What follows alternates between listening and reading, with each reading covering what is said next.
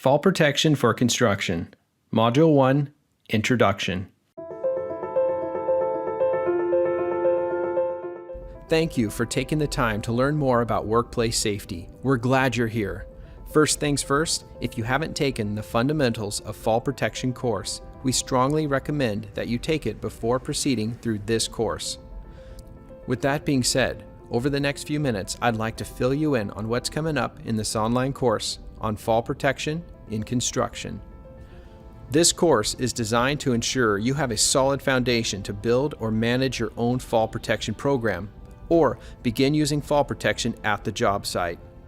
It is not designed to be a replacement for your company's fall protection training, as it does not meet all requirements.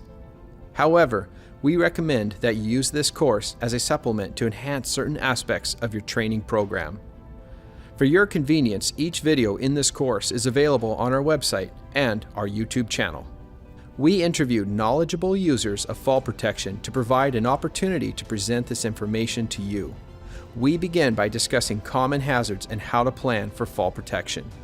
We cover the basics of selecting the right equipment for the job, proper usage, inspection, maintenance, and training. To ensure this course is practical for you, we talk about situations that are specific to construction activities. Once you've completed this course, there are 4 other courses in the Fall Protection Suite to choose from.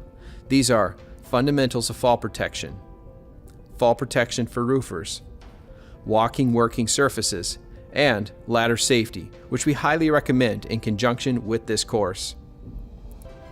If you have any questions along the way, feel free to give us a call at 503-947-7443 or email ed.web@oregon.gov. Let's get started.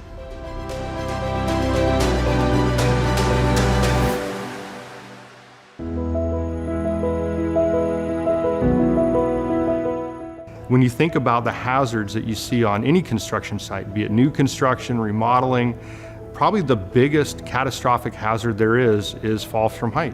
And we see that year after year. I don't think a lot of contractors or a lot of business owners take a look at what's going to happen if somebody does fall, that human cost. Gravity is the one thing on the planet that does not discriminate. Other than the fact that it's the law, it's just best practice.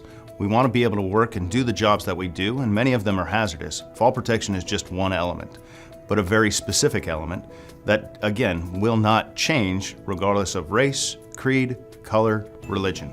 It is just a reality. And the best thing to do is to be able to work safely so that you're protected and that you go home. Obviously, I think safety is important to everyone, and as a contractor, you want to make sure everybody's protected. By the end of the day, you want to go home and feel good that it was a good day, it was a productive day, and nobody got hurt, and you treat employees as part of your family. A lot of the people I work with are very small outfits, one crew, 4 to 5 individuals. You become like a family, right? You know what each other's kids are doing, you know what sport they're in, you know what their spouse is doing.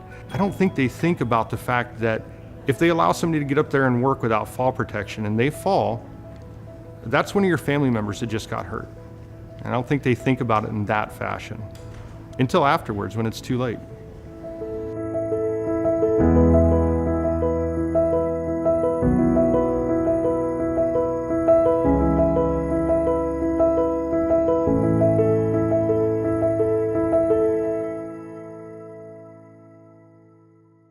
Fatal work injuries. In 2017, 971 construction workers died on the job. Of the 971 fatal work injuries, 386 were due to slips, trips, and falls. Source: Bureau of Labor Statistics. Accepted claims. In 2017, there were 5,780 resolved claims in Oregon that were due to slips, trips, and falls. The average cost for these claims was $23,570. Source: Oregon Department of Consumer and Business Services. Accepted claims. In Oregon, between the years of 2014 through 2018, there were 6,187 accepted disabling claims in construction that were due to falls to a lower level.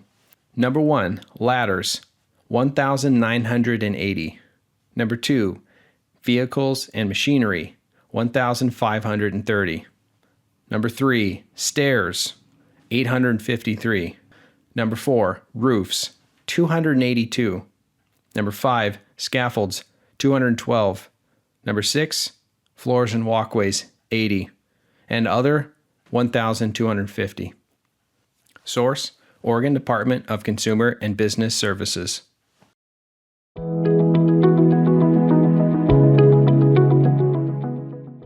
When we're planning on fall protection for the project, there's two main things that go into that.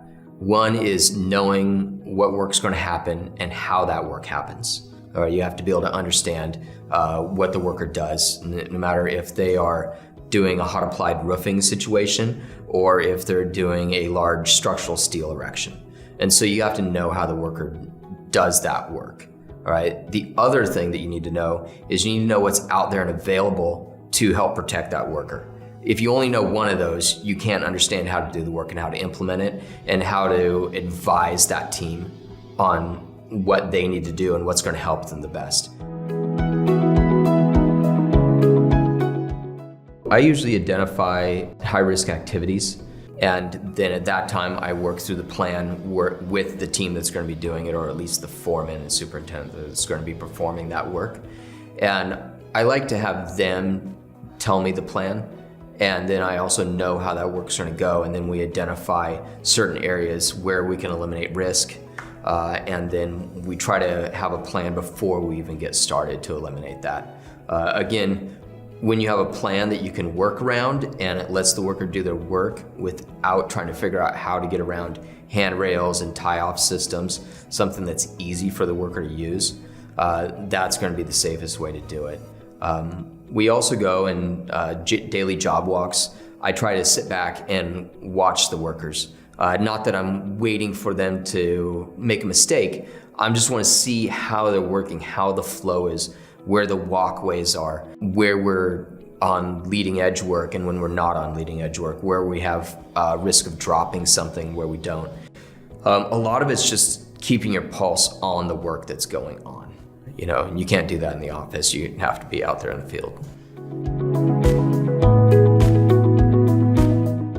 And then the other part is research, education, talking to the reps from the companies like D-Guy, Sala, and Guardian that are in Portland, and people like Hilti, Engineered Systems, things like that, and seeing what's out there and constantly, because there's new things happening every day that people are inventing.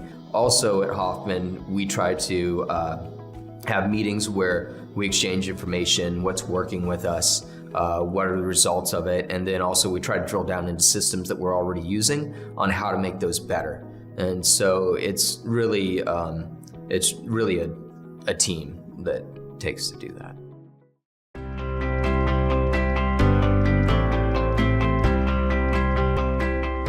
My name is Dan Daly. I'm a framer, and I work for Daly Construction Company. I've owned the company about 30 years, coming up, 29th year.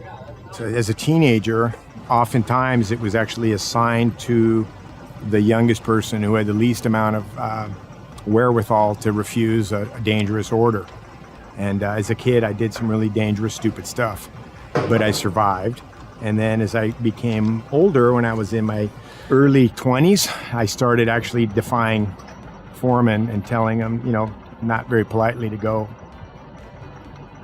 And I'm like, yeah, you walk that wall, you get up there and, it's like right after you, buddy. And most of the time, those guys were not interested in doing the dangerous thing. They were interested in having someone else do it. And so as I progressed and opened up a company, I didn't want people to do things that weren't safe.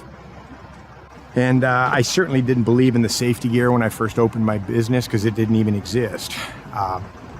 But over time, I had a competitor that called OSHA on me for, I think, every job for like 3 years.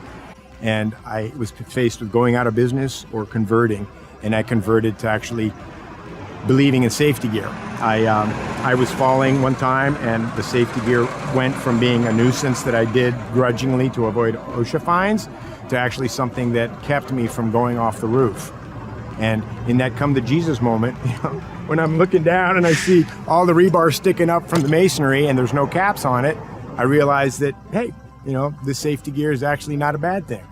Nobody should get hurt to make a buck. It's not a prerequisite. There was a time before all the safety stuff was invented where it was a cost of doing business. But that's not the case anymore. We framed over 1 million square feet.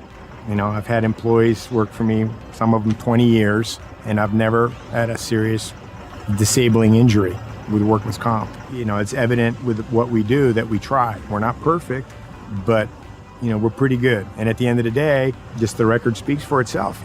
I have low employee turnover because I don't hurt people. None of my guys fall off the roof. None of my guys, it just doesn't happen.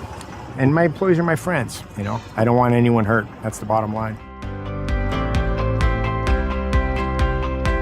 Ladder safety. Ladders are the leading cause of death and injuries in workplace slips, trips, and falls. As we close out this module, let's take a few moments to review key points for using ladders safely at your workplace. Ladder inspection form. A ladder inspection form is a valuable tool for identifying some of the hazards that are present when using a ladder. The benefit is that you can see if there are trends developing, like defective parts. If any defect or damage is found during the inspection, you must do the following. Number 1, tag the ladder. Dangerous, do not use. Number 2, repair the ladder immediately to its original condition, or destroy the ladder. NIOSH Ladder App. Scan the QR code to download the NIOSH Ladder app.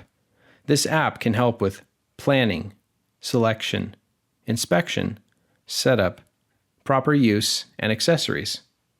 The app is only available to mobile devices like cell phones and tablets. Access to upper landing. When portable ladders are used to access an upper landing, they need to have the side rails extend at least 3 feet above the upper landing and must be secured to the structure. Do not place any weight on the rungs located above the upper landing when using non-self-supporting ladders to access an upper level. 4-to-1 ratio.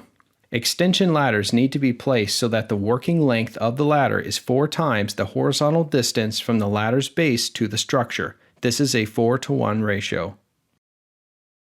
Ladder safety training. If you would like to learn more about ladders and how to use them safely, check out our online ladder safety training. Fall protection for construction. Module 2. Options.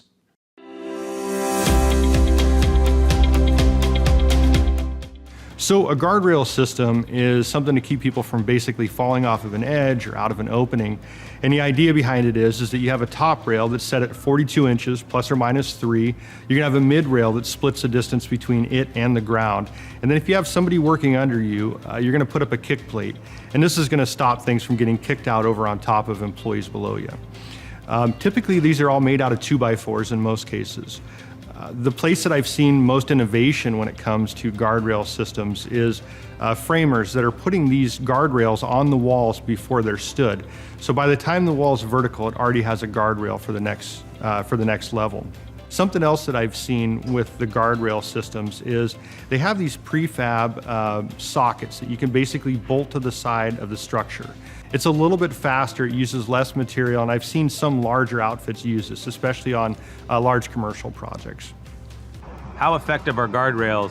When I run projects and set up activities to happen on a construction site, will always try to be in fall protection.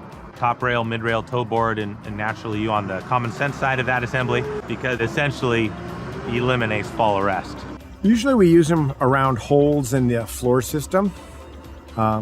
Like if the perimeter, like when we're building a second floor system on a building, we'll be tied off wearing our fall protection till we have the perimeter wall stood. And then once that's, stood, all you got to do is put your rails through the window holes, and then you can't fall. But there's usually going to be like a way to get up from the first floor, and that's going to be a stairwell or an elevator hole or what have you. And those we build guardrails around. As far as building guardrails and safety rails, it just depends on what the construction material is that you're having to work with. But building a wood rail, again, the bottom rail 21 inches up, the top rail at 42 inches, it's not terribly difficult. It does need to withstand the weight of someone leaning on that rail. So it does need to be positively fastened. It needs to withstand, side pressure of 200 pounds, so it does actually need to be built correctly, but very simple to do. And there's also products available on the open market that you can buy that are an easy bolt together system that will do the same thing. Guardrails. The benefit of guardrails is that after they are installed correctly, they reduce the amount of human error. Parts include top rail, mid rail, and intermediate vertical members. They can be combined with toe boards that prevent materials from being kicked or rolled off the walking working surface.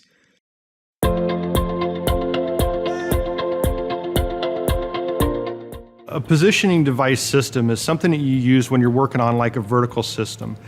For me, where I typically saw this used was iron workers, people that were tying rebar on retaining walls or columns. And the idea behind it is that they're typically two hook systems. And this is so that the iron worker can climb up this the wall, the structure, and basically hook off and then lean back into it. So it's always got weight on it when they're working.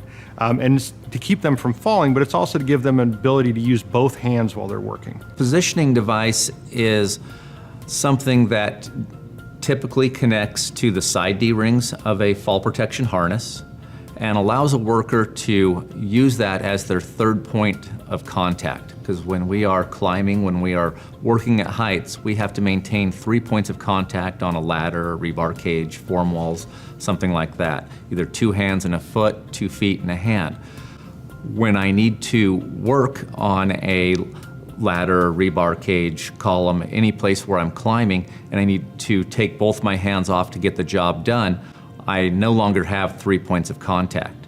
So a positioning device is something I can connect that allows me to connect to my structure and maintain that third point of contact. I can lean back into that positioning device, work hands-free, and still maintain 3 points of contact.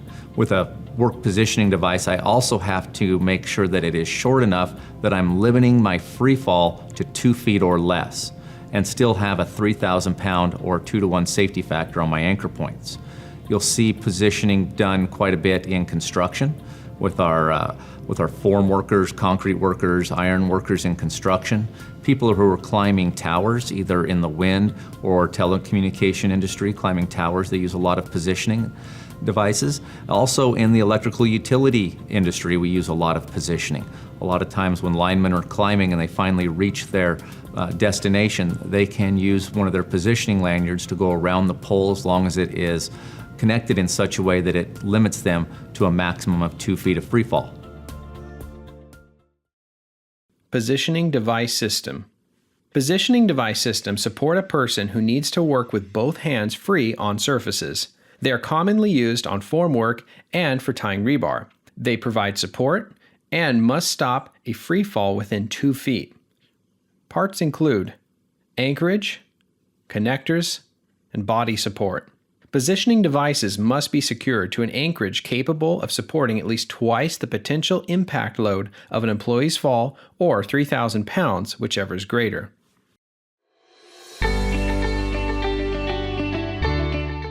We see fall arrest and fall restraint talked about quite a bit, and it seems like there is some misunderstanding sometime between the two.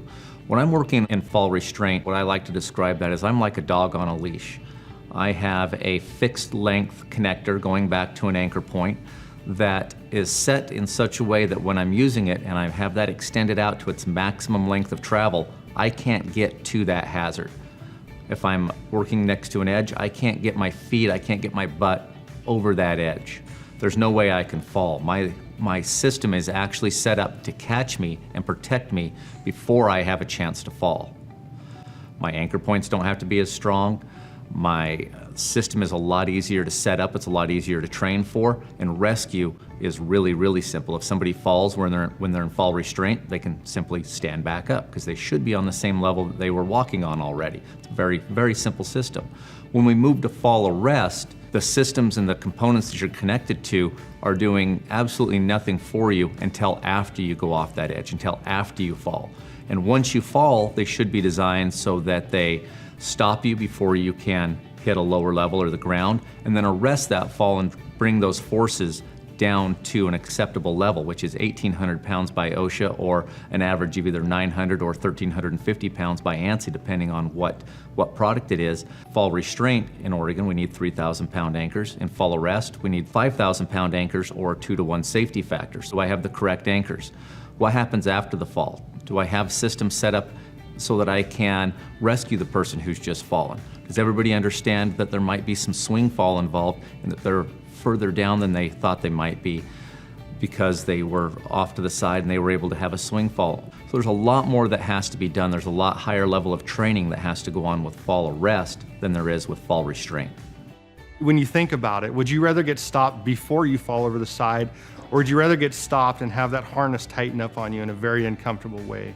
So when it's feasible and when you can do that, I think that the idea is, to me, this is part of that hierarchy of controls, right? If we can stop somebody from actually falling over the edge and not have to recover them, I think that's going to be beneficial. It's going to be faster, it's going to be safer for your employees, and probably a lot easier for them to work. So I definitely think there's benefits to using that over fall arrest. Fall restraint systems. Fall restraint systems prevent workers from reaching an unprotected edge, thus preventing a fall from occurring. Parts include lanyard, connectors, and body harness or body belt. The anchorage must support at least 3,000 pounds or be designed and installed by a qualified person and have a safety factor of at least 2. This means the system is capable of supporting at least twice the potential impact load of an employee's fall. Fall arrest systems. A personal fall arrest system consists of an anchorage, connectors, and a full body harness that work together to stop a fall after it has already occurred, and to minimize the arresting forces of the fall. Other parts include lanyard, deceleration device, and lifelines. Tragic accident today for a construction crew while on the job at a Miami site on Miami Beach. A worker taking a nasty fall and essentially dying from his injuries. This man was impaled on rebar. He was up on the 3rd floor there, working on the 3rd floor. He fell to the 2nd, 12 feet or so, but he landed on those metal rods that are there to shore up concrete. And I'll get your attention right here. People don't do it. They're going to do a curtain wall, right? They got 4-foot rebar stubbed out. They didn't add it in. You can go on the internet and look at it. It goes in right about the thigh and comes out right about the armpit. You know how they get you to the hospital? They cut the rebar. When we talk about fall clearance and how to calculate our fall clearance, being able to calculate that clearance properly is really, really important. Let's start with our lanyards. When we calculate fall clearance for our lanyards, we're always calculating from our anchor point. We're not calculating that from our walking surface. So the first thing we have to do when we calculate our fall clearance is we have to know what is the first thing that we could come in contact with. Is that a lower level? Is it the ground? Is it something that may be stacked on the ground that could be the first thing that we come in contact with? We also have to know what the length of the lanyard is that we're using and what the deceleration distance is on that. When we calculate fall clearance using a lanyard, we start at our anchor point. We start with what our maximum free fall would be, which is 6 feet, the length of the lanyard.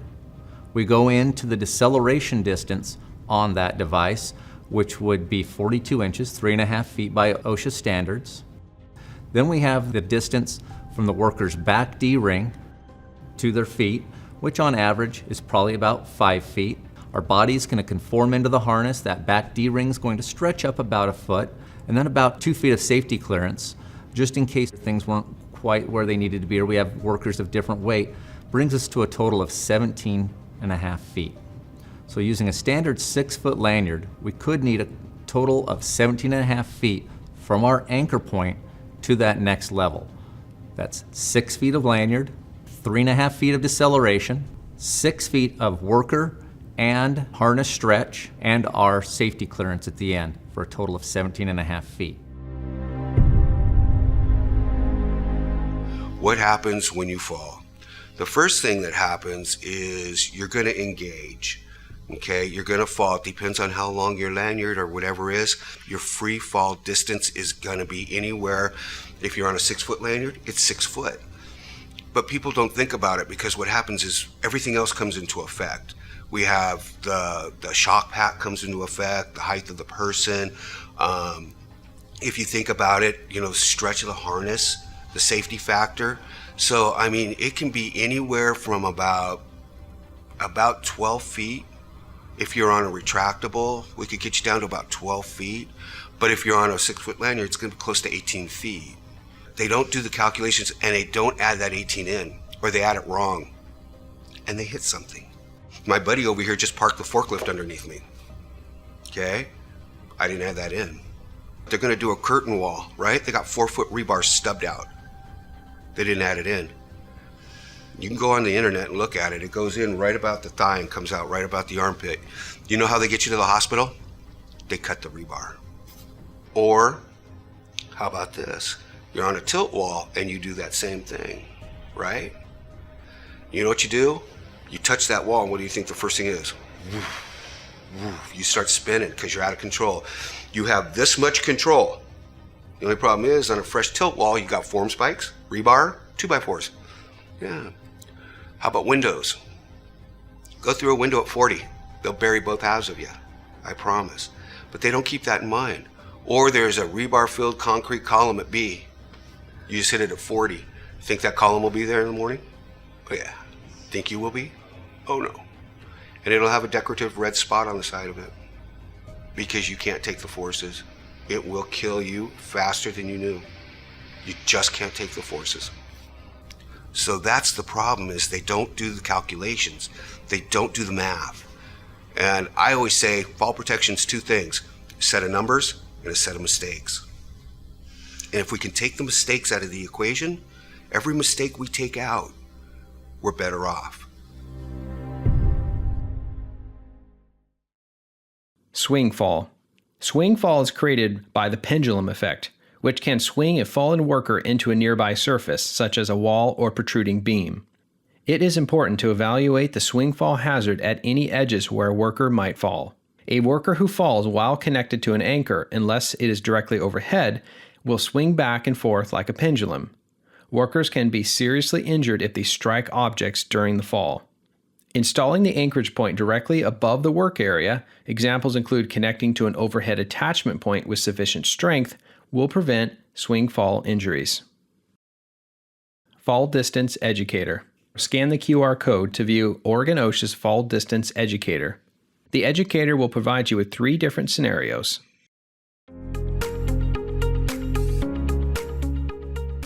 When I try to educate people on how to use harnesses, or in my orientation, I talk about, I try to touch on things that other superintendents don't touch on during the orientation, because a lot of these people who come to the Hoffman job sites have been to a dozen others in their career. And so I try to hold their attention by talking about something maybe they haven't heard about. And one of the things I do talk about is the straps that are on the side of a lot of harnesses over your hip area. If you do fall, you sit in that harness until somebody retrieves you. If you're in an area or somebody doesn't have a plan, doesn't know how to retrieve you, you could be sitting there for a while. It's going to take the fire department, if you're 200 feet off the ground, they have to be called, they have to arrive. You're going to wait there until they figure out how to reach you. You have minutes sitting in a harness while you're dangling there, and all the pressures on the inside of your thighs on that femoral artery until you will start to develop a clot.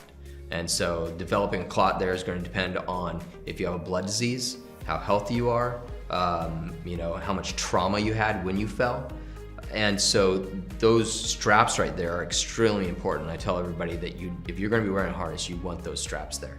Because if you aren't deploying those straps and you understand how to deploy it, hook it together and stand in there, you're going to sit there and you're going to get a clot. Now, the clot isn't the problem. The problem is when you get taken out of that harness and that clot gets let go out of that femoral artery and where it travels to. Because if it travels to your lungs, it can cause pulmonary embolism, or if it goes to your brain, it can cause a stroke, okay? And so it's extremely important. If people think just putting on a harness and tying off correctly is all they need to know, they're only halfway there. And falling in a harness is bad. Falling in a harness and having a stroke and having paralysis on the side of your body and losing your speech and changing your whole life, that's a big deal.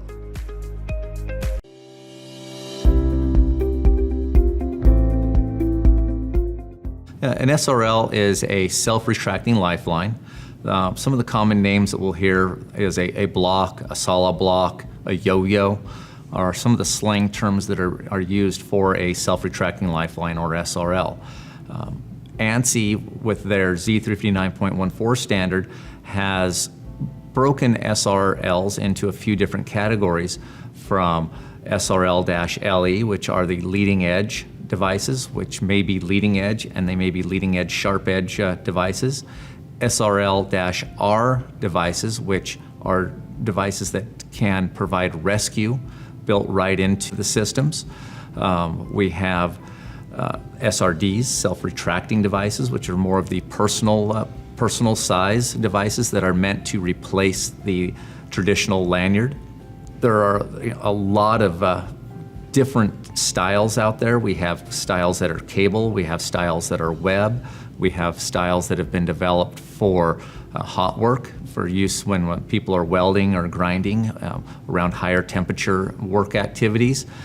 We have devices that have been developed for arc flash, for when people are working in high voltage applications, or electrical workers that are working at heights around high voltage panels that can withstand those up to 40 calorie arc flash blasts.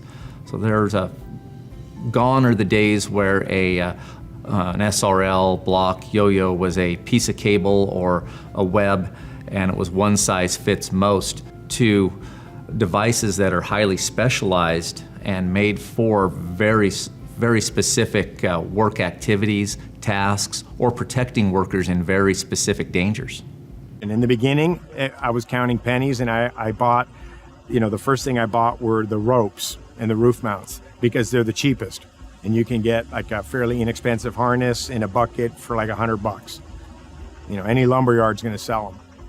I was doing some apartments for R&H, or there were townhomes called Pence Place, and I'm on the roof, and I got a gun in one hand and I got a saw in the other, and I'm all tied off, and I step on my safety rope, and it rolled under the heel of my foot, and I landed on my tailbone. I don't know if you've ever done that, but it's excruciatingly painful. Well, that taught me that it's well worth the extra $1,000 to buy a retractable, because the retractable, as you're walking, it always sucks the slack up. There's always tension, and you can't trip on your safety gear. Whereas the cheaper ropes, you manually must always adjust the length, and that's in theory, but in reality, most guys don't, and they drag around a surplus of rope, and invariably, like I discovered that day, you end up not seeing the rope when it's behind you on a roof and it's uphill, and then when you step on it, it rolls by virtue of just physics, and then you fall. My philosophy now is retractables when possible. I have some really old guys. I got probably 5 guys that are late 50s to early 60s. The retractables are hard on their backs, so usually I don't put them on the roof, but if I do, and usually it'd be like a flat roof, they're gonna wear a rope because it doesn't pull on their back. So I still own probably 4 ropes, but we almost never use them. Self-retracting lifelines, SRLs. Self-retracting lifelines and personal self-retracting devices, SRLPs, have been around for more than a decade, and they offer many advantages over shock-absorbing lanyards. These devices are less likely to interfere with work tasks, and depending on how they are used, can severely limit the distance a worker can free fall before they are arrested. These devices should be mounted directly overhead to an anchorage that can support 5,000 pounds and with no slack in the lifeline to minimize the potential for a swing fall. Always check the manufacturer's instructions, read the manual, and follow their safety warnings before using these devices. Fall protection for construction. Module 3, Anchors.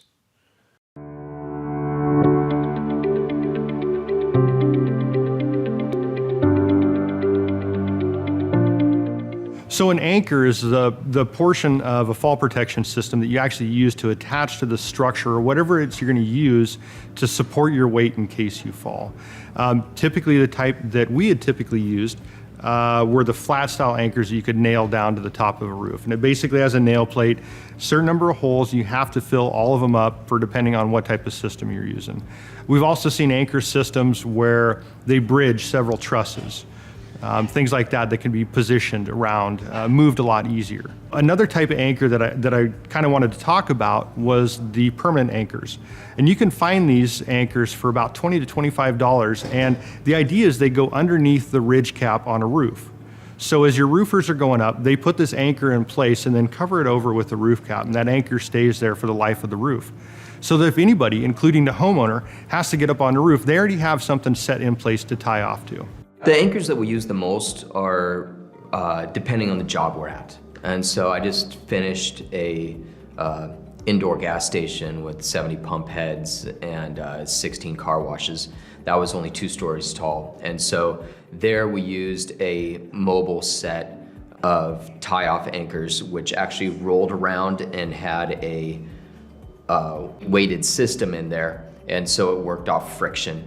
And so we could take it to the edge and then people would be tied off that way. The most popular type of anchor is either going to be a mechanical one, like a wedge anchor, where you drill a hole and then there's a mechanical way for that to tighten up. It has engineering behind it. My favorite is cast-in anchors. Not only do you have the anchor and the pull-out of the threads of the bolt that you're using, but you have, all the concrete there as well. At this building, we use anchorage to attach our linear ropes for our harnesses, and it's set up on a roof. Each ridge of the roof has anchorage in there. And on this particular building was already pre-installed, but we verified it was installed correctly, because you don't want to have somebody mistakenly install just over plywood and it will just rip right off. You want to make sure there's a solid framing on both sides, has the proper fasteners. So you don't want to just to kind of in and install it. And that's what they tell all the guys too. If you guys have a rope hanging from the roof, you gotta go make sure that's installed. You don't want to just, what if somebody just left it, proper procedure, make sure it's hooked up properly, tested it, talk to your supervisor, supervisor has to verify it so everybody knows, okay, green light, you can go ahead and use it. So yes, if it's not set up, everything is worthless. So yes, it starts from the top, make sure it's properly attached, make sure a rope is properly attached, and obviously, hey, it could have been an old building or it could have been rusted out, so maybe there was a time to replace it. So want to make sure that it has good condition, and you want to verify, we actually talked to who installed it as well, so make sure it was done correctly, and they also talked to the management company verifying that everything was done properly, and so we can go ahead and safely use it.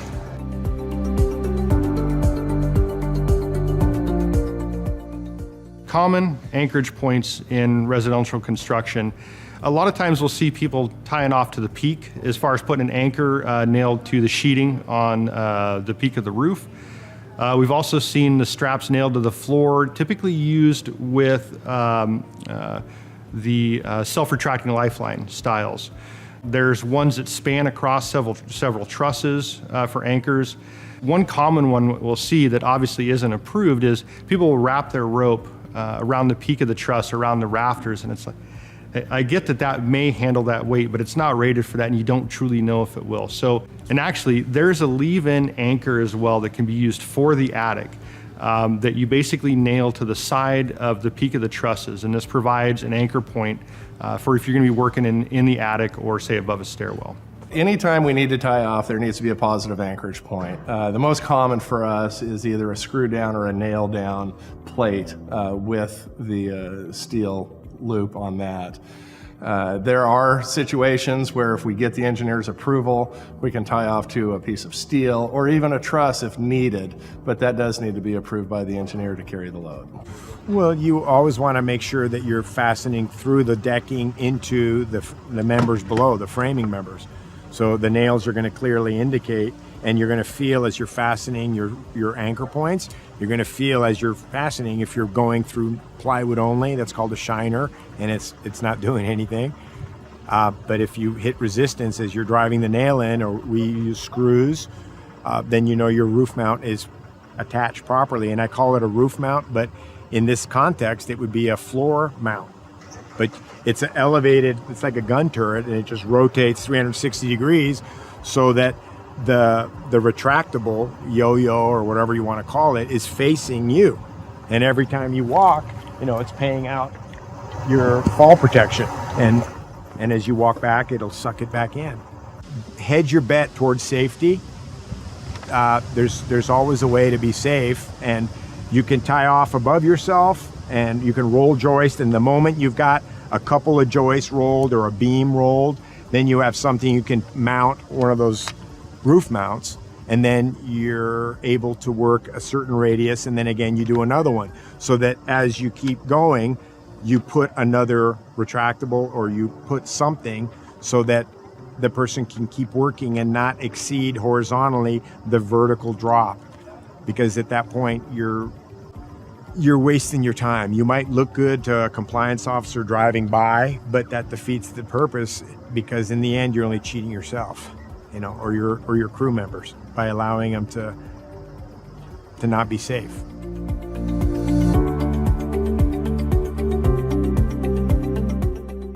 There are many of us that work inside or in other environments where we don't have a walking surface such as a roof or a substrate such as that.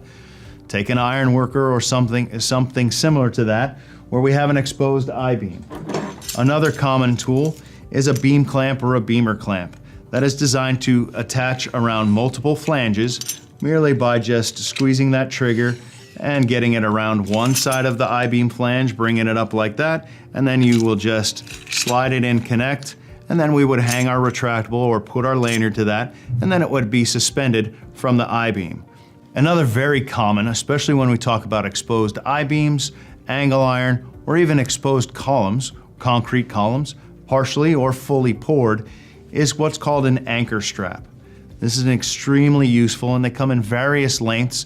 Standard usually in the market is 3, 4, 6, 8, 10, 12, and 20 feet, but many manufacturers can even make them of custom lengths, depending on what we need to wrap this around. The nice thing of these is that they're very easy to install. The structural part is this black part, where you can see that's where the webbing is sewn in and the D-rings are. And the yellow backer part is that of a softener. So as you're wrapping it around something that has sharp or burred edges in the construction world, and you just choke it back around whatever anchor it's like that, and then you can hang your retractable from there. If you're using a horizontal lifeline, in many cases they can be used vertically this way, putting some tension in. The other benefit is that although it is as strong as it needs to be in this configuration, they are designed so that if necessary, you can do multiple wraps. Just make sure that it always pays through all of the way. That way you can get the connection as close to the anchor or the structure as possible. Just make sure you get a full choke through. Make it line up, and then we got it tension, and it will hold its position, and then we have a correct or a compatible connection for our anchor or lanyard to be connected. Any anchorage attachment, beam strap, or other device, it is still imperative that when we're on site, other than following the manufacturer's instructions, that we still have to verify that the structure that we affix this to isn't just something random, that it is still evaluated either by a competent person or by a qualified person. Laying one truss doesn't make it structurally sound, and at some points, no doubt, you will have to have somebody actually do engineering or prove that it is capable of withstanding the forces. We talked about working on top of a top plate and that the framing is up, but is it really an anchor? Can it sustain the loads applied in a dynamic fall from it pulling over? If the trusses, you only have 2, and if we're all to the left side, will it pull everything over and just collapse like a house of cards? If I'm attached with an anchor such as this, and it's only attached to 26 gauge, and the manufacturer requires 12 gauge, depending on what it might be, then we know that it's not attached to something that will withstand the forces that it's designed to apply to the structure. So always be sure, not only do we select the right tool for the job, that we install and assure our workers install it the appropriate way in the appropriate place. Anchor types. Engineering clamps are often associated with 4 different anchor types. I-beam clamp, which adjusts to numerous steel beam sizes. Trolley beam anchor, which allows workers greater access to greater work areas without the need for longer lanyard. Standing seam metal roof anchor, which clamps to parallel seams of metal roofs. Doorway and window opening clamp, which allows for anchoring between building framing or window openings. Anchor types. Strap anchors are often associated with 3 different types of anchors. The cable anchorage sling, used around structural steam or I-beams. Drop-through anchorage cable, suitable for concrete or steel, has an anchor point that drops through a small hole in an overhead surface. Or strap anchor, which is used for sturdy, horizontal surfaces like beams. Keep in mind, sharp or rough edges could lead to strap damage. Anchor types. Concrete anchors are often associated with 3 different anchor types. Concrete anchor strap with D-ring, typically used for foundation and formwork employees. This strap is protected from abrasion by the concrete with a sleeve or wear pad. It is looped around the rebar during pouring and is cut flush with surface when it's no longer needed. Precast hollow core concrete anchor, which allows one worker to tie off, is often used for precast hollow concrete tasks. Bolt-on wall anchor, which can be a temporary or permanent anchor point on a vertical concrete wall. Anchor types. Anchors not welded or clamped in place are comprised of mobile fall protection systems that can be quickly moved from location to location, come in versions that allow for more than one employee to anchor. Rotating retractable anchor mast, which is most often seen on sloped residential roofs. It allows a worker a large range of motion and helps to elevate the anchor point above the worker. Dead weight anchor, which is commonly used when performing roof work and you cannot hammer or drill into the surface. It is made of concrete, steel, or similar heavy material to provide anchorage. Bolt hole anchor, which is used in horizontal steel bolt holes. Anchor types. Additional anchors include welded D-ring anchor, which is a single D-ring anchor point that can be temporary or permanently welded onto vertical structural steel. Weld-on anchor post, which is a permanent anchor point that is welded to an I-beam. Trench box guardrail anchor is used for performing deep excavation. It is designed with an anchor point on a post near the guardrail. Fall protection for construction. Module 4. Scaffolding. Scaffolds are a very common way and a fantastic way to get multiple workers up at an elevated surface. I would say throughout my career there's probably not one job that I have not used scaffold on throughout the course of the project. It comes in a variety of applications. I would say a Baker scaffold or conventional scaffolding is the most common way, but there's swing stages, mechanized scaffolding, there's Bozeman chairs, there's many applications for scaffolding. You can use scaffolding as a catch platform. I don't do that as often. We will default towards a guardrail system if we can. One of the most important things, paramount in scaffold operations, is proper employee training. And I mean proper employee training beyond just a red tag or a green tag hanging at the bottom of the scaffold. Some of the biggest incidents in our industry are scaffold failure. And when something goes wrong with scaffolding, it usually goes wrong pretty big. And whatever's up on the scaffolding is coming down, and whatever's under the scaffold, is at risk of getting hit by that. And it is hugely important for the workers that are getting on the scaffolding to know what the manufacturer's instructions are, and that they are trained to recognize if that scaffold is safe for them to work off of or not. Some common mishaps on scaffolding, planking. You need to make sure that you're not using dimensional lumber for the planking, that you're using actual OSHA approved planking, that your planking has a proper overlap from plank to plank and from scaffold bay to scaffold bay. Fully cross-braced systems, that on conventional scaffolding that all your cross braces are in everywhere on the system. and that if you exceed the 4-to-1 scaffold height, that your scaffolding is tied back into whatever structure you're working off of. On swing stages, there's a whole different set of rules that go with them. I would say on swing stages, you want to make sure that you have primary and secondary fall arrest, and that your fall arrest system for your workers on your swing stage is completely independent of the swing stage itself.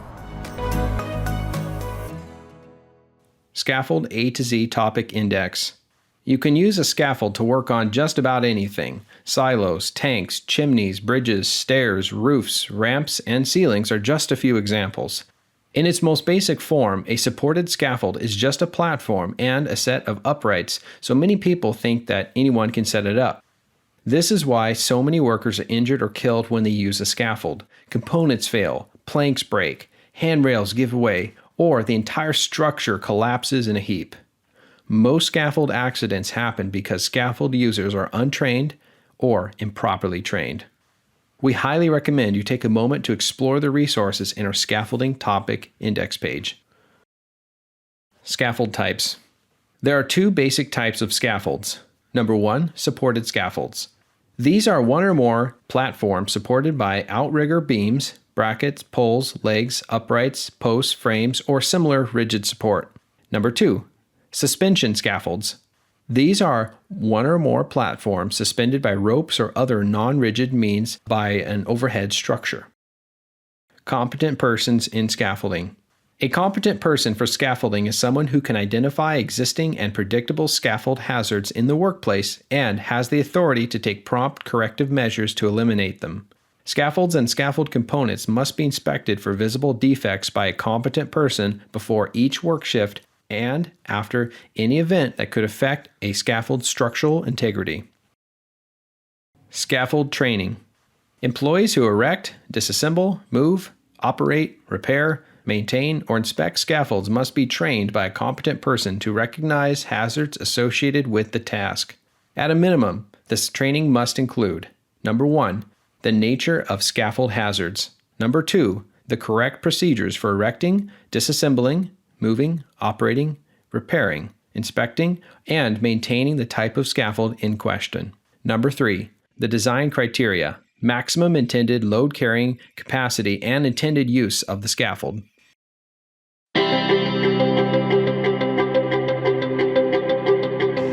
Scaffolding is, you think about safe way to climb up or have accessibility on the challenging areas around building or structure. So if scaffolding is built proper way, you can work very, very safely in there. It's basically a platform, if it's built correctly, installed correctly by a professional staff that has a good safety procedures of building and implementing it and inspecting it, you'll provide a very excellent working conditions. And I think we found this probably the most efficient way without constantly removing or adding, where you can actually set it up and continue to do the work until the work is done. You can safely take it apart. So that's, in our way, is really scaffolding will be like a safe way to do the job. Because there's other methods as well, but I think this takes more time initially, but actually will save a lot of times in the long run, because you don't have to constantly, like palm jacks, move it up and down, or ladders move it up and, all this, and that's kind of a little shaky, so I don't think the guys that feel as comfortable. Here is really, you feel stable. The guys also build themselves, they inspect themselves as well. We obviously inspect it as well. So this way, everybody knows it's safe, and keep it out on a daily basis that it's safe to use. And it really truly helps us to do our job right. We want to have and make sure that we have a sufficient space, safe space, to be productive and do the right job. So we decided the best option is just to purchase scaffolding and assemble it and make sure it's done correctly. And we're not pressured by anybody to, there's an monthly payment coming up, or you got to do this, you got to wrap it up, We want to make sure it's done right on our terms. So this way we don't rush with safety, we don't rush with the procedure, and when it's ready, then we can move it ourselves. Well, obviously it starts from ground up, so I want to make sure that surface is properly prepared. There's some uneven surfaces, so I want to level it out, or want to do some digging to stabilize it. We want to have a solid base because we don't want something, be depressed in the ground later on, because obviously the rainy season is coming. So what we have now it might be different later on. So I want to have pretty wide base underneath the scaffolding, and Then once we start building up, we want to make sure it's level. We choose the position where it's best, closest to the building, and we can work properly and set up properly, and start basically assembling. Obviously, it requires about 2-3 people, so one person holds it, another one adjusts it, so we kind of make sure the right guys have a proper training for that, and basically go from all the way up. Once we get a couple frames, couple levels, we want to make sure that it's properly attached to the building, and keep going higher. We always tell the guys, hey, every time you climb on the scaffolding, really take a look how things are set up, you know. So obviously we do pretty often an inspection of it, but as a general rule, anytime you climb, especially on the ladder, you want to make sure the bolts properly secured, the nuts all the way tightened up. So you don't want anything loose on the scaffolding, you know. If you notice anything out of place, do not use it immediately, bring it to attention your supervisor and start correcting the issue.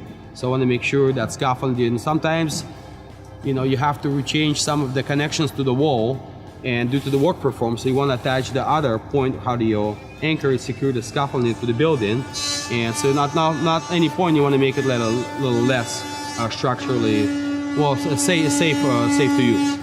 So for each crew has a supervisor. You want to make sure that everybody's engaged in a safety process. You know, things can fall off the scaffolding very, very easily. So maybe somebody passing by, so you want to make sure there is some guards against that. You want to also make sure that you maintain your scaffolding, you clean it up, you know, you don't put things close to the edge, you don't put things that necessarily have to be there. So there's other areas for that. So whatever you bring the stop, you want to make sure that it's not gonna disturb the balance of it. So you want to make sure that it's kind of, you know, common sense, obviously, and good training. Constantly be aware of it is a proper way. So our supervisors will kind of inspect it with the guys, and we'll have different crews go to each other, scaffolding as well, to kind of look for different things, make sure everything's properly, and kind of point it out. Because as you become in your daily routine, sometimes you don't notice, like, hey, there's too many screws here, and there's some lumber here that really, you know, you can easily just knock it down and fly over. So same thing for the guys that walking around. They has to be aware. We don't want it, but what if something falls, you know? So you want to be constantly aware if there's a danger, and this platform is there to, you know, help us do the job. We don't want anybody to get injured to that. So I want to be kind of aware of it and kind of walk away from it. And keep an eye on it, as you want to always be aware who's working in the scaffolding, what level, what's going on, what part of the job is doing, are going to have any beams or 2x4s. So you're kind of aware of the process, and you know what to anticipate.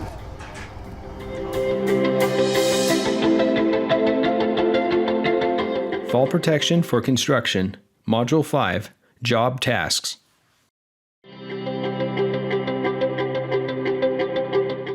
Framers, they're the ones that come out and they build the structural portions of a house. The floors, floor joists, they frame the walls, install the studs. They'll also install roof systems, rafters, trusses, things like that. Basically, the framer does all the work that needs to be done before somebody's going to put the siding in, or the sheetrock. The plumbers, they're the ones that get the site after the groundwork has been done. As we're framing, we don't have structure that's able to hold 5,000 pounds or 1,800 pounds. We don't have a lot of fall clearance below the people who are working up their framing. So when we look at that, active fall protection is probably not the most effective means of providing protection for those workers. We should be looking at what can we do on the ground? How much of this can we build on the ground at that lower level and stand up complete? Can we scaffold around it? Can we bring in interior scaffolding in, or work platforms? Can we bring exterior scaffolding or work platforms in? Can we build things off-site, bring them in modules, and set them up so that we don't have people working at heights on thin boards or at very low clearances? Do we have to prepare and do our pre-task planning so that we are setting up large overhead anchor points if we can't scaffold, we can't work off ladders, or we can't have any other means? How are we going to anchor in those situations? Are there things that we can bring in that instead, for interior falls, instead of trying to tie people off and keep them from falling towards the interior, because we use a lot of guardrails once we're framed up on the exterior walls to create protection on an exterior fall, but we still have falls a lot of times to the interior of the building. Are there ways to fill that void with something so that we don't have a 6-foot fall, or if somebody falls, they fall into or onto something like netting for the interior. So we need to start thinking out of the box when it comes to framing and wood framing especially, on what our fall protection solutions could be. So some of the most common types of fall protection that framers can use to help keep their employees safe, I've seen a lot more of guardrails being installed on walls before they're stood, so that as soon as they're stood, as they're framing that next floor in, they already have that guardrail in place. That's a lot quicker than setting up anchors in some cases, and it provides a really good visual barrier as well. I've seen a lot of them using fall restraint, simply because if you're working off of a floor, the idea is that you don't want to have to get to the point where you fall out, right? Another one that I've seen them using is the self-retracting lifelines. It provides a lot of freedom of movement. There's less worry about adjusting for the employee. Wherever they're at, it's adjusted correctly. And I think that's one thing that's really come into play that's helped some contractors buy into the fall protection. One of the other fall protection systems that I've seen mainly framing contractors use is scaffolding, or carpenter scaffolding, where instead of standing on top of the wall plate to say set trusses, they're standing on a built-in scaffolding system. It's a couple of feet down from the top of the wall. And that way they actually have better leverage with those trusses, and they're not exposed to the fall to the outside of the buildings. They're in better control, and they don't have that hazard there.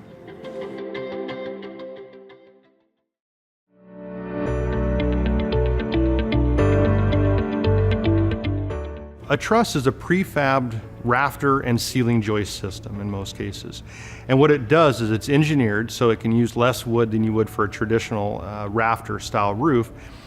And it's really useful, especially for really common single pitch or hip style roofs, something that can be prefabbed on, on a fairly production style basis.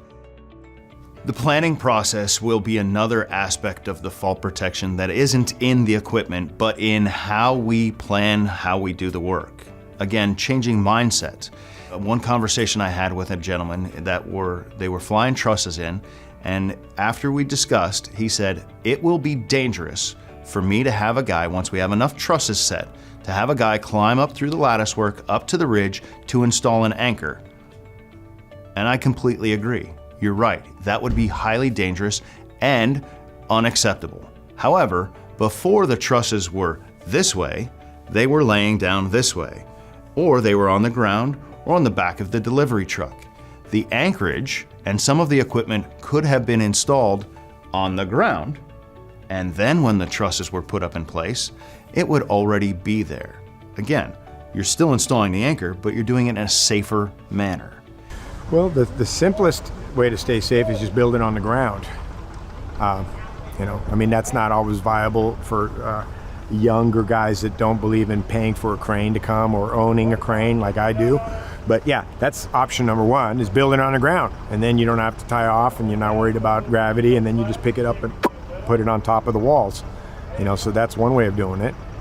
Another way of doing it is, that's more industry standard, is that you would, for instance, get your gable truss and sheet it while it's down, and then stand it, brace it, and then roll a couple of trusses. And during that time, you're tying off to the top plates, and you can't really go very far because, if you go out too far and you're up 10 feet or 9 feet, then you're going to hit the deck if you fall. So you have a very limited radius. But once you have a certain amount of trusses rolled, then you can brace them so they're sturdy and could withstand, the impact of a grown man falling, pulling on them. Once they're braced and stood, then you can put your retractable up higher, and then you can roll your trusses. A lot of our jobs, crane, just fly one truss at a time, but that's big trusses. There's a lot of different ways of doing it. We used to always walk the top plates and roll the trusses and bend down and put the blocks in. Now we work off of like scissor lifts, man lifts, whatever, and just, the guy's near plate height, but the plate is actually mid-chest or stomach because he's on a scissor lift, and you can roll the trusses that way. And, and you have a nice platform to have all your blocks.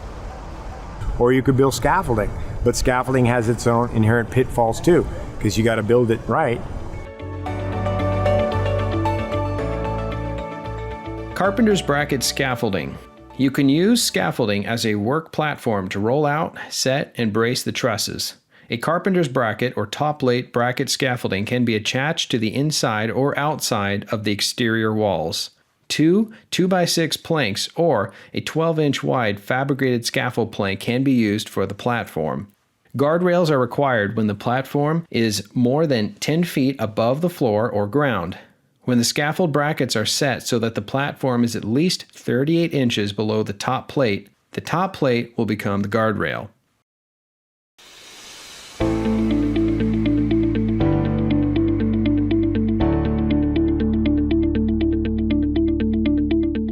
Leading edge we would define as any place where when a worker's tied off with a fall arrest system and they take a fall, their lifeline, whether that's a rope lifeline, a cable lifeline, their lanyards, could strike that edge, and the anchor point is going to be on one side of the edge and the worker is going to be on the other side of that edge. When we're working in a situation where we have a leading edge, we have to make sure that our arresting device stays with the worker themselves.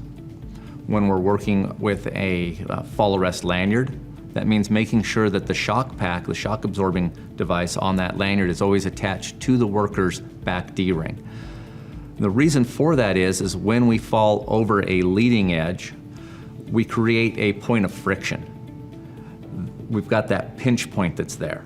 If our energy absorber is above that leading edge towards our anchor point, where that point of friction has happened, our energy is not going to transfer up to that anchor point or to where that shock pack potentially could be. It's not going to be controlled and decelerated down to an acceptable level, either the 1,800 pounds or 900 pound average by ANSI, and the worker could be subjected to higher arresting forces or fall forces there. When we have the arresting device with the worker and they take a fall over that edge, it's going to function. It's going to reduce the forces that are put both onto the fallen worker and onto that edge where the lifeline is contacting that edge. It has the ability to reduce how much swinging and bouncing that lifeline has on that edge at the same time. We have leading edge, and we also have leading edges that incorporate sharp edge hazards into them.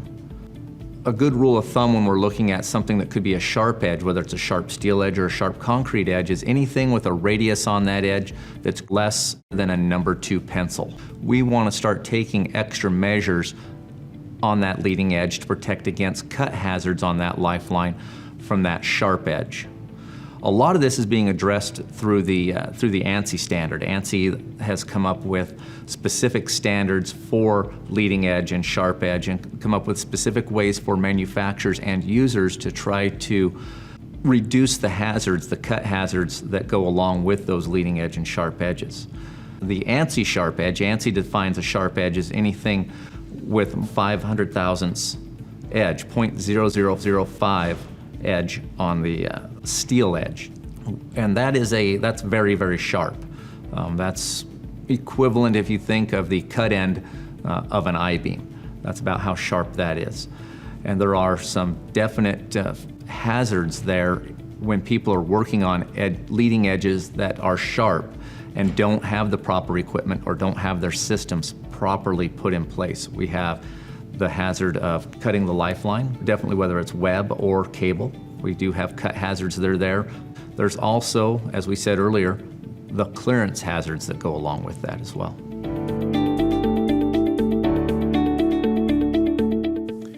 Another version of SRL that you're hearing commonly in the market is that of an SRL LE. LE stands for leading edge. Now that's a specifically designed piece of equipment because, again, same thing as with the lanyard connecting devices, we don't always have an anchorage that is here or above. And in that case, using a retractable with foot level tie-off being worst case scenario, now we get to a condition where if this is my walking surface, this is attached to an anchor, And now my D-ring is up in the air 5 foot occasionally based off of the worker's height, and then they fall. Because this works like a seat belt, what happens is we're creating acceleration on a device that's not designed to take that. And worst case scenario is as we fall, what will happen is it will hit this edge and create what is referred to as a shearing effect. This is a condition that has sadly injured numerous workers and sadly made a few of them a fall fatality because the equipment wasn't designed to take that force in that condition, and it sheared, allowing them to continue falling to whatever the lower level was. One of the ways that you will absolutely know that a piece of equipment is or is not designed to be used in that configuration is, of course, to reference the manufacturer's instructions. They are going to be the ones that will dictate what edges it is acceptable to use on. However, ANSI, the ANSI committee that first instituted the leading edge testing requirements, also mandates that the manufacturers clearly identify with symbols a retractable that is or is not rated for leading edge. In general, you will see non-leading edge, and it may be manufacturer specific, where it has a symbol with a red X or some other marking that clearly identifies not acceptable use, whereas if it is, you will see a symbol such as this or other that will show is rated for leading edge. There's a lot more to that you should always investigate and assure again that we are using the right tool for the job. And just because you're working at an edge, whether it's an unprotected side edge or a leading edge, you have to concern yourselves with the fact that if in the event of the fall, the line can make contact with the edge during the progression of the fall, you must consider it a leading edge condition, thus having the right tool for the job versus one that could potentially shear. However, just because you are working where you have an edge and that might be the device of choice, you still have to consider fall calculation and fall clearance, because if you're only 12 feet up in the air and this device requires more than that of total fall clearance, you still haven't protected the worker because, yes, it didn't shear on the edge, but they hit the ground. That's unacceptable. Not because of the law, because your worker hit the ground. A lot of times when we're talking leading edge or sharp edge, we're connecting our devices at foot level. We could be taking a much greater than a 6 foot free fall.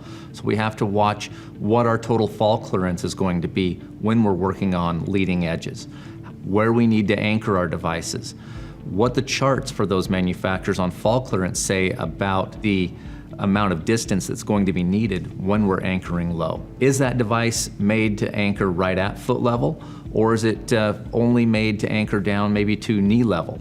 What are the maximum arresting forces of that device when used in that situation? If it is 1,350 pounds, where we're used to having a 900-pound device, then we would have to look at how is that going to affect the anchor points that we're connecting to, as well as the structure we're connecting to. If we're using certified anchor points, anything that is designed to a 2-to-1 safety factor, if we designed that for 900 pounds, and maybe we have an 1,800-pound anchor point that we've been using, and we're now using a device that, when used on a leading edge, is going to impart 1,350 pounds of force, we need to know how that's going to affect that anchor point, how that's going to work in that entire system. How far back from the edge we need to connect. The further away from the edge when we're working either on leading edge or sharp edge, the less overall fall clearance we're going to need if somebody falls and goes over that edge. So there's a lot that has to be looked at with leading edge and sharp edge. It's up to the companies to be better educated on what leading edge hazards they have in their facilities or on their job sites, how they're identifying that as either a leading edge or a sharp edge. If we're working in the wind industry and we have a highly radiused fiberglass edge, we probably don't have a cut hazard, but we have still have a leading edge hazard. If I'm an iron worker and I'm walking red iron tied off at foot level and I take a fall and strike an I-beam with my fall arrest equipment, I have a leading edge hazard, but I also have a sharp edge hazard where I need to make sure that I've identified that as a potential area where I could have a cut hazard that's there. Our qualified people and our competent people need to be on the lookout for these hazards and making sure that workers are protecting themselves and using the right equipment that's there.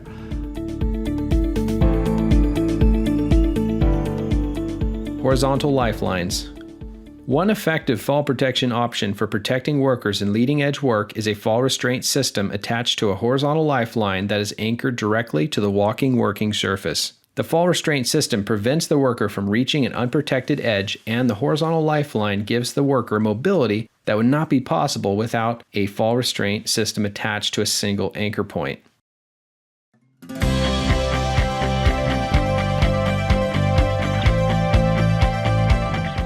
So there are differences between holes and openings. A hole is talking about any opening in a horizontal surface. An opening is always going to be in a vertical surface, such as a window opening. So a hole means a gap or open space in a floor, roof, horizontal, walking working surface, or similar surface that is at least 2 inches in its least dimension. So a couple examples of holes that we would see in horizontal walking working surfaces are going to be the skylights that you'll find on roofs.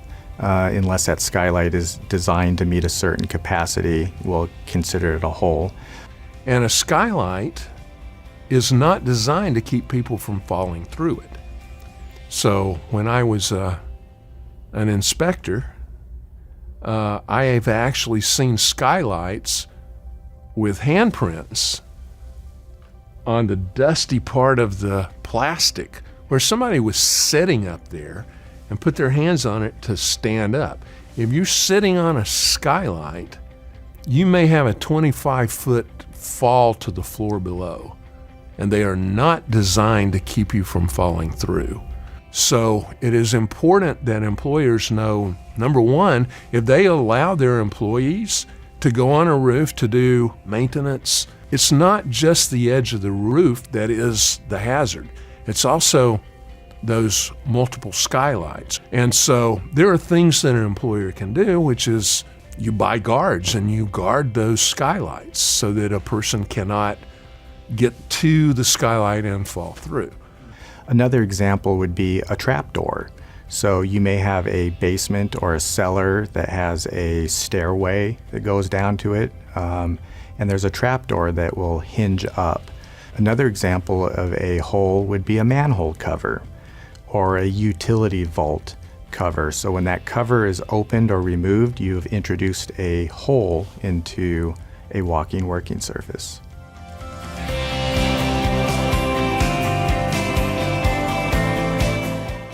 So an opening in the walking working surface rules means a gap or open space in a wall, partition, vertical walking working surface, or similar surface that is at least 30 inches high and at least 18 inches wide, through which an employee can fall to a lower level.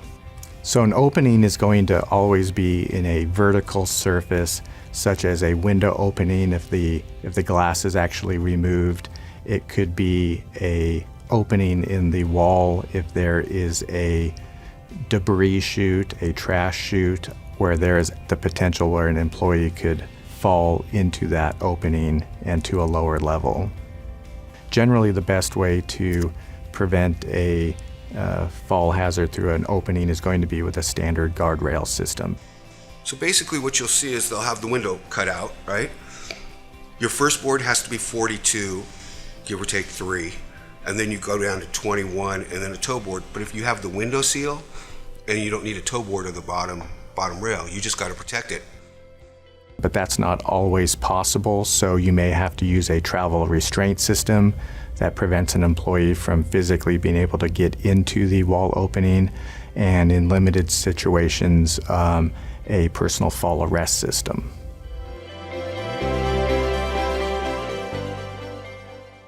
Holes and Openings Inspection Form. A holes and openings inspection form is a valuable tool for identifying and correcting some of the hazards that are present when working around holes and openings. Module 6. Fall Protection for Construction Conclusion.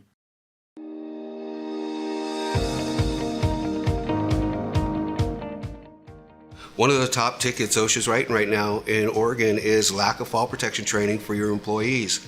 And then, of course, the question always comes up, how often do I have to do it? Every year? And I'm like, the rule says if you can not show the ability to do it right, or your job changes completely. You know, you go from being an electrician to a framer. What do I think you do? I have companies in this town that are so safety minded. Every time they start a new job, they buy the boys pizza for lunch, they have me in, and I do the 1 hour class. I got guys with this company that have been through my class 12, 15 times, okay? And every time they come up to me and say, oh, I forgot that. There's nothing wrong. There's nothing wrong with doing it, every year. When you have your big safety meeting, I think more is better. That's me. I've done classes where I've gone in and done the class. 30 days later, they hired a bunch of people. They had me redo the class. People couldn't even do the fall calculations, the ones that just went through my class a month ago. So I think it's a constant evolving thing. Fall protection is two things. It's a series of numbers and it's a series of mistakes. We need to get the numbers right and we need to take the mistakes out of the picture one by one. And those mistakes are very valuable because they roll, they're like a snowball, they roll big. Once one happens and another one happens, next thing you know, you're hurt really bad and you're hanging there. And so I really think that they need to know what the consequences are of taking a shortcut, what the consequences are of just not paying attention to the rules, or how to put it on, or manufacturer's recommendations. I think you need to know that. Yeah, if a person does not know how to put a harness on or inspect their equipment, they shouldn't be out there in a situation like that. I believe it's absolutely critical. And then what training teaches the most is how to inspect the equipment on a daily basis before each use. If you look at the webbing, identify any problems so that piece of equipment can be taken out of service. Once you know how to use properly, it's not just for them, it's also encouraging others to use it as well. So it goes across the board, like we always talk about, if one of you guys don't want to use it, look what's going to happen. The other one's going to probably try to repeat that too. So that's better. What if somebody gets injured? How are you going to feel? So really, let's not ever set a bad example. Let's have a good example. So I want to make sure that, and let's not look down upon somebody who learning how to use it. Let's make sure that we have a proper training and train it properly and use it. It's going to be, there's nothing to be embarrassed about it. There's nothing to be, it's part of the, before we use it, let's learn it. Let's learn how it works, because that's the only way it's effective. If you don't know how to use it, I think it's almost pointless, It's actually more confusing to people because they don't know what it is, So yeah, definitely want to make sure proper training is required. I remember one time up in Longview, Washington, I was back on the job site. An individual fell, and he was the greeter holding his fall protection equipment at the gate as employees came into work. That's training. He was there because he listened, he delivered, and he was there to prompt other employees. I think your best trainers are examples that have knowledge about what they're talking about, because unless they understand the recognition of the hazard, the selection and application of the equipment, the training on that equipment to other employees is well listened by your peers, as opposed to somebody who shows up wearing the tie on the job site. Your peers are important, and they make a difference.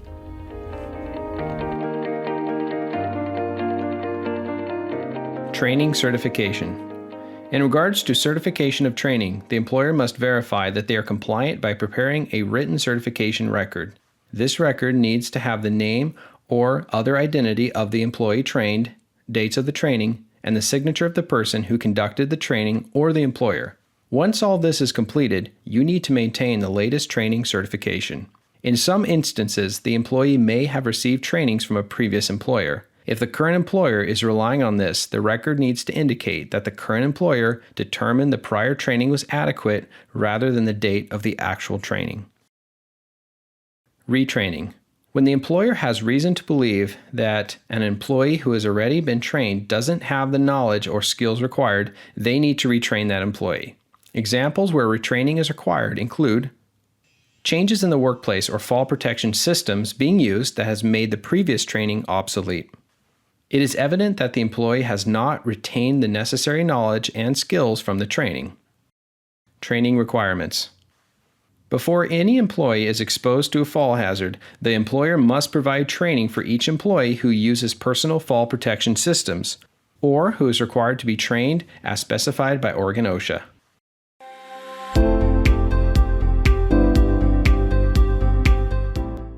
The most important one would be just taking safety as a cultural change, and it's part of your work. It's not a hassle.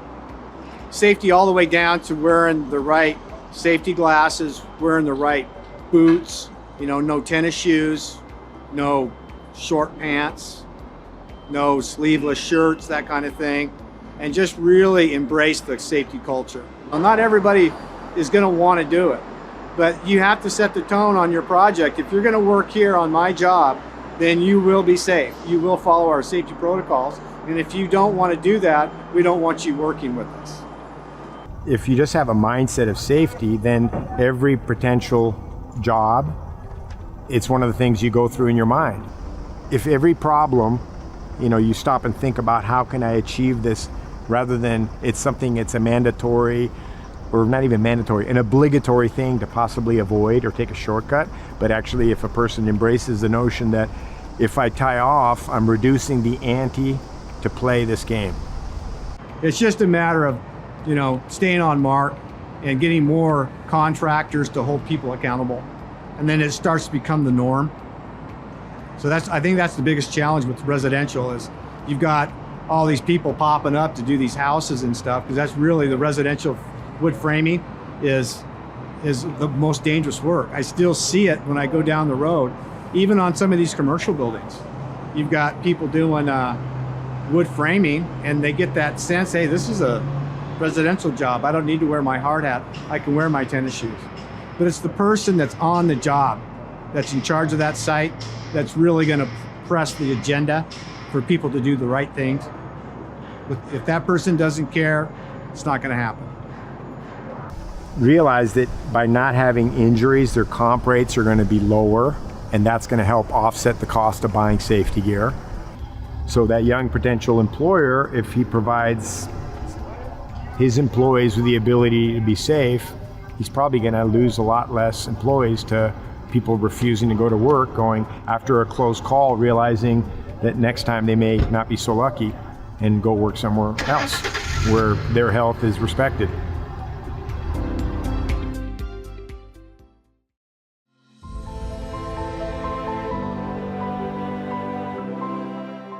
Thank you for taking the time to learn about fall protection in construction. We hope it has been beneficial to your understanding of fall hazards and the solutions that are available to keep you safe. If you have any questions about fall protection or other safety and health topics, feel free to contact our consultants. Oregon OSHA consultants are looking forward to providing your company with free and confidential consultations that will not result in citations or penalties. The number to call is 1-800-922-2689. If you have questions about this course, please call 503-947-7443 or email us at ed.web@oregon.gov. If you would like additional educational materials, we have a number of fall protection resources on our website. This includes fact sheets, brochures, upcoming workshops, and our PESO program, which is a collection of bilingual job safety and health trainings. Additionally, for your convenience, we have uploaded the videos from this course to YouTube. Just go to YouTube and search up Oregon OSHA. This will allow you to watch them individually or use them as supplementary materials in your fall protection training. Thank you again for taking fall protection in construction.